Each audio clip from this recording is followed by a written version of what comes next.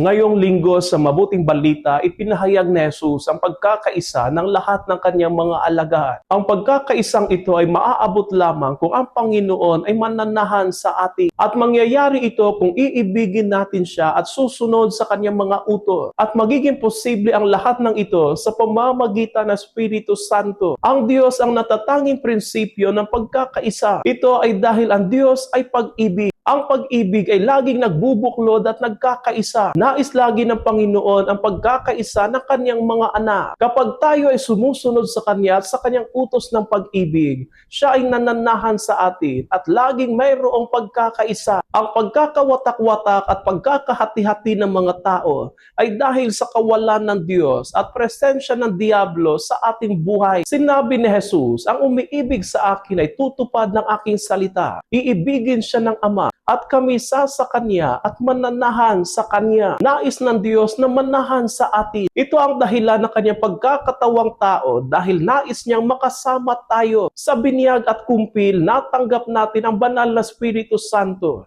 ang pananahan ng Diyos sa atin. Sa banal na Eucharistia, tinatanggap natin siya. Sikapin natin laging sundin ang utos na pag-ibig ng Diyos upang siya ay laging manahan sa atin at pagkakaisa ay makamit.